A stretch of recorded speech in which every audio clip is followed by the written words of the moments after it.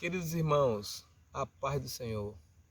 Eu sou o pastor Jair, casado com a missionária Dene. Nós temos 2 filhos, o Vitor e a Daça, e nós fomos comissionados pela Semadesal Adesal para estarmos aqui em Guiné-Bissau, alcançando as famílias guineenses para Cristo. Louvamos a Deus por esta oportunidade de falar com vocês acerca do grande desafio de comunicar o Evangelho na língua local. De fato, é uma tarefa interessante e também importante, porque se você não falar a língua do povo, de forma que eles entendam o que você está falando, infelizmente, eles não vão poder processar e, consequentemente, eles não irão reagir de forma que você espera ou que o Evangelho requer de cada um deles. Para não ficar apenas nas minhas palavras, né, antes eu quero compartilhar um versículo da Bíblia interessante, quando o apóstolo Paulo ele começa a tratar dos dons, dos talentos para a igreja em Coríntios. É no capítulo 14, versículos 18 e 19. Diz assim, 18: Dou graças a Deus por falar em línguas mais do que todos vocês. Versículo 19, é esse que eu quero chamar a sua atenção, tá? Todavia, na igreja, prefiro falar 5 palavras compreensíveis para instruir os outros a falar 10.000 palavras em uma outra língua. Então a gente toma esse versículo como chave, assim, no que a gente quer compartilhar com vocês, desse desafio, desse grande desafio de compartilhar o Evangelho, a palavra de Deus ao povo. Para que vocês tenham uma ideia, quando nós chegamos aqui em Guiné-Bissau como família, eu fiquei precisamente 1 ano de molho. Aquela ansiedade, aquela vontade de pregar o Evangelho, de falar das pessoas. E no momento eu não entendia, mesmo tendo uma base missionária, uma orientação, as informações, o preparo teológico, mas eu queria sim colocar as mãos no arado e trabalhar. Só que a orientação era ficar no mínimo 1 ano de molho. Nesse 1 ano, aprendendo a língua do povo, aprendendo a cultura, que seria o modus viventes, o modus operandi desse povo. E aí você vai entender como esse povo vê Deus, para que você seja mais eficaz. E nesse 1 ano foi difícil, mas hoje eu digo, Deus, obrigado pela oportunidade que eu tive de sentar com as pessoas, de aprender o crioulo. Guiné-Bissau, o país onde nós trabalhamos, onde nós moramos, ele tem 2 línguas oficiais, vamos assim dizer, que é o português, que é uma ex-colônia de Portugal, e o crioulo, que é a língua comercial. Fora disso, temos 27 etnias, 27 grupos étnicos diferentes, costume diferente, linguagem diferente. E o crioulo é a língua que une todas essas etnias. Todas as pessoas da Guiné-Bissau, elas falam crioulo. Então, era interessante para mim aprender o crioulo. E foi um tempo de dedicação, com muito afinco, aprendendo o crioulo, a gramática do crioulo, para que você pudesse entender como é que o povo fala. E graças a Deus, no final de um ano e pouco, a minha primeira experiência, eu fui numa igreja ministrar, e para minha surpresa e para a surpresa das pessoas que estavam nos observando, e eu comecei a falar na cidade de Bissorã. Eu não posso me esquecer disso. Foram os 40 minutos mais longos da minha vida, mas eu percebi naquele momento que o que eu estava falando, as pessoas estavam compreendendo. E isso foi uma motivação para mim assim grande de continuar me aperfeiçoando no crioulo.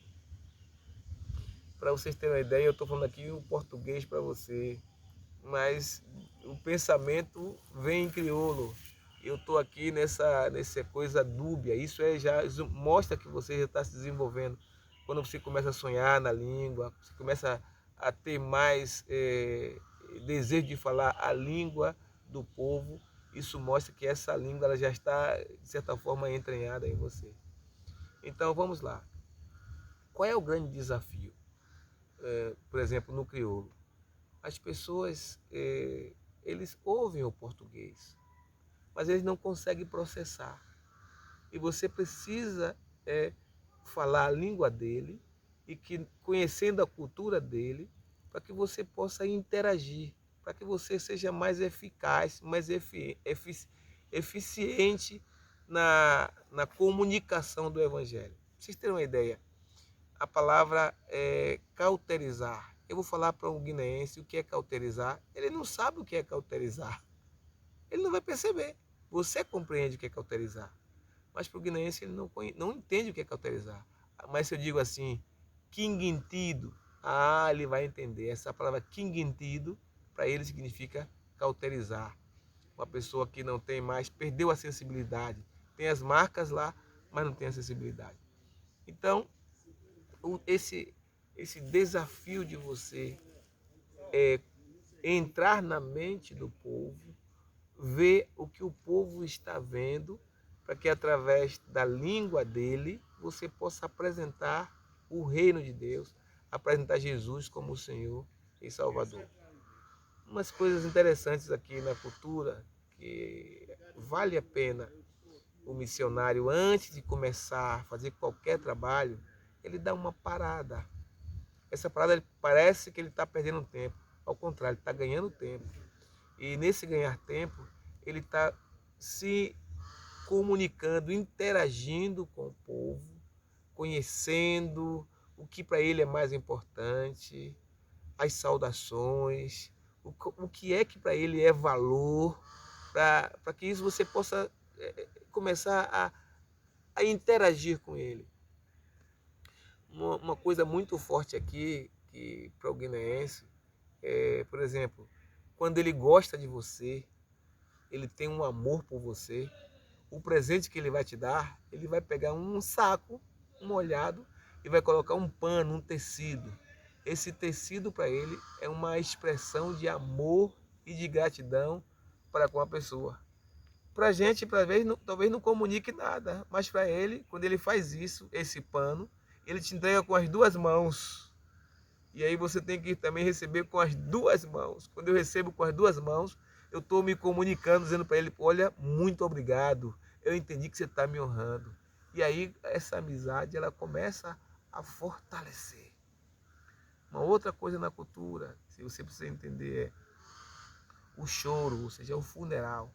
O funeral seria o ponto mais alto aqui na cultura. Então, se você não gosta de ir no funeral, você está perdendo a oportunidade de se relacionar com o povo.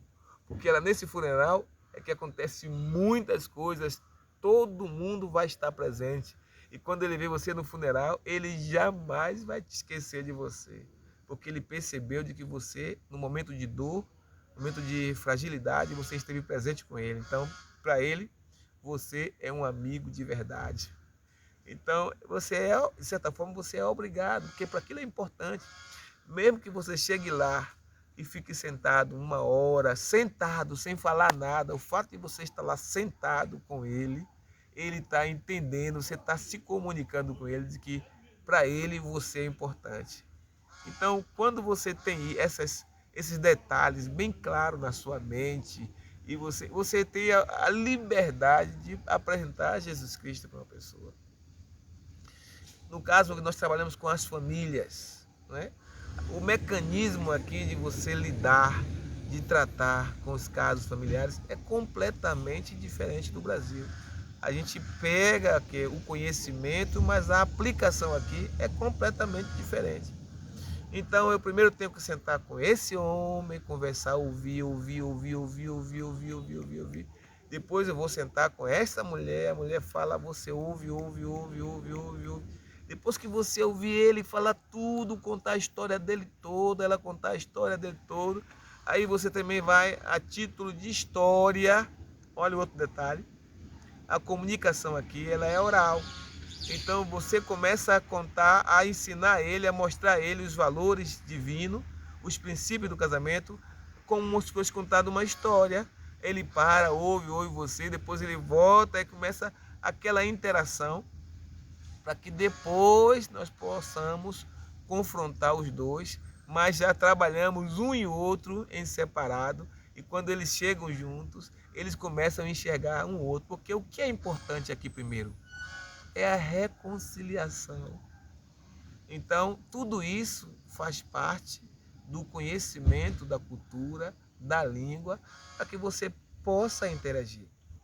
Você vai apresentar Jesus Cristo, você pode até sim pegar uma caixa de som aqui e falar que Jesus salva, Jesus liberta. Ele vai sim, ele está te ouvindo, mas você não está comunicando nada a ele. Porque é uma cultura aqui de toque, de presença, de relacionamento. Primeiro ele quer fazer amizade com você. Então, enquanto você não fizer amizade, ele vai até te ouvir. Você pensa que ele está te ouvindo, mas ele não está te entendendo, porque ele não quer te entender. Porque para ele, você é mais importante, a pessoa é mais importante. Esses são alguns detalhes dos grandes desafios que a pessoa tem na comunicação do Evangelho, para que o outro possa entender quem é Jesus Cristo.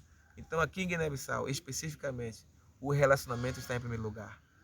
Então, eu jamais posso passar numa casa, numa rua, sem dar mantenhas. Bom dia, boa tarde, boa noite. E eu vou perguntar tudo. Como é que você está? Como é que está sua mulher? Como é que está seu marido? Como é que está seu filho? Como é que está o seu porco? Eu vou perguntar tudo sobre ele primeiro. Aí eu dou uma pausa, ele agora me volta a me perguntar tudo. Mas, pastor Jair, isso é muito cansativo, é muito longo. Mas qual é o tempo que você tem para apresentar o Jesus Cristo? O tempo aqui você tem que saber lidar com o tempo. Se você vier para Guiné-Bissau, no caso de Guiné-Bissau especificamente, e você ficar muito preocupado com esse fator tempo, você não vai para lugar nenhum. Porque os eventos acontecem aqui, eles já têm uma certa programação. O guineense, primeiro ele vai acordar, ele vai preparar o mata-bicha dele, que é o café da manhã, para depois você sentar lá, dar mantenhas, aquelas perguntas que são de praxe aqui. Como é que você está? Como é que está a sua vida? Como é que está a sua saúde? Do seu pai, de sua mãe, de sua avó, do seu avô, do seu filho. Ele volta a perguntar a você, aí ele pergunta, Bobinho, você veio aqui? Depois tudo, você veio aqui? Eu vim aqui. Ah, você veio aqui me ver? Aí é que vai entrar no assunto. Vocês perceberam? Então, tudo isso demanda tempo, demanda paciência, demanda amor, demanda foco no ministério que você tem a desenvolver no país e com o povo que o Senhor colocou no teu coração. Então, Paulo ele aborda sobre isso. Ele diz assim, olha, eu prefiro falar 5 palavras, todavia na igreja, prefiro falar 5 palavras compreensíveis para instruir os outros a falar 10.000 palavras em uma outra língua. Então essas 5 palavras que Paulo está se referindo aqui é que o outro precisa entender o que você está falando. Enquanto ele não entende, ele não vai processar, ele não vai te dar uma resposta e você vai ficar até se decepcionado, frustrado. Então, o entendimento é esse. Eu tenho que comunicar o Evangelho. O que eu devo fazer para comunicar o Evangelho? Primeiro, aprender a língua do povo, a língua do coração do povo. Segundo, eu tenho que aprender o modus vivendi, a cultura do povo. O que é que o povo gosta, o que é que o povo não gosta, quem é Deus para ele, qual é a cosmovisão que ele tem do mundo. Deus para ele é quem, é o que, como se chegar a Deus, como é a forma de adoração dele. Preciso saber dessas coisas. a vestimenta, eu me identifico com eles na vestimenta, eu me identifico com eles na comida.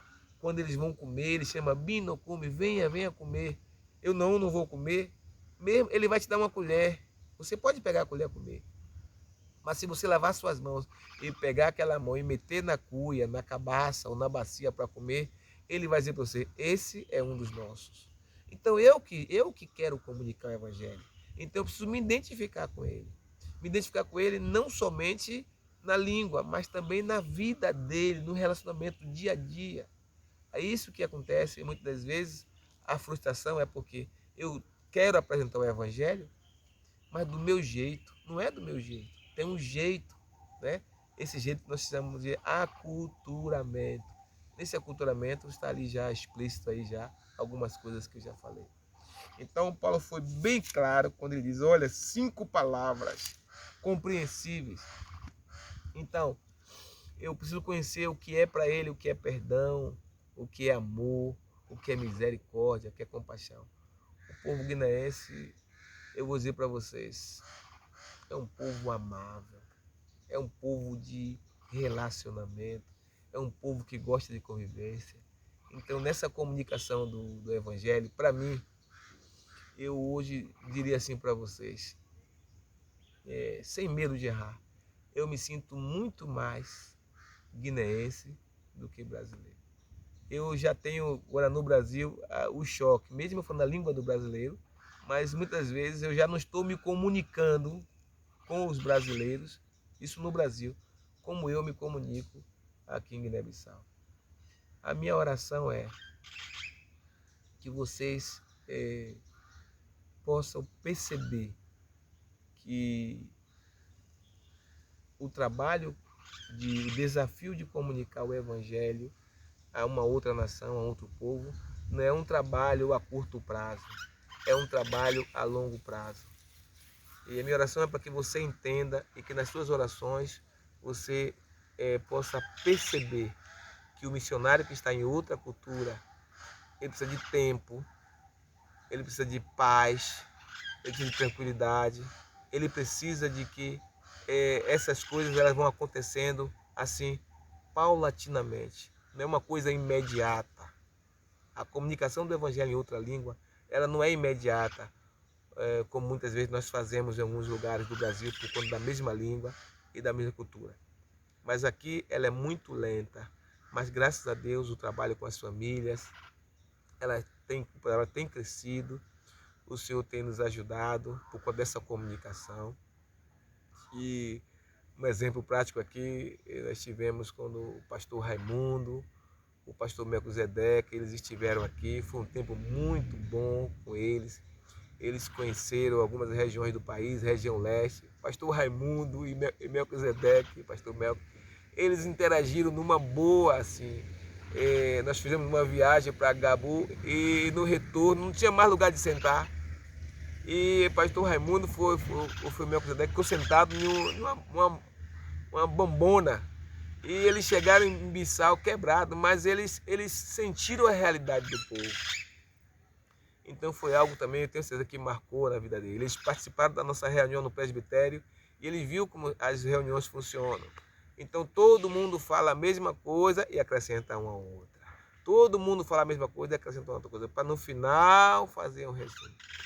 Então, meus queridos irmãos, eu agradeço a vocês por segurarem as nossas cordas, agradeço a vocês por estarem orando pela nossa família. Graças a Deus o trabalho em Guiné-Bissau continua avançando, crescendo. E esse tempo de pandemia, como eu já falei em outras oportunidades, Deus nos abençoou com o livre trânsito. A gente tem acesso 24/24 às regiões, sem nenhum impedimento. Mas Deus também tem poupado Guiné-Bissau. Eu digo que Guiné-Bissau, Deus é guineense.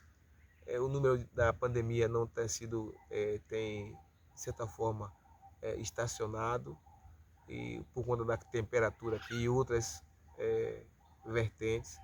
Mas eu quero agradecer a vocês pelas orações. Um forte abraço. Deus abençoe vocês.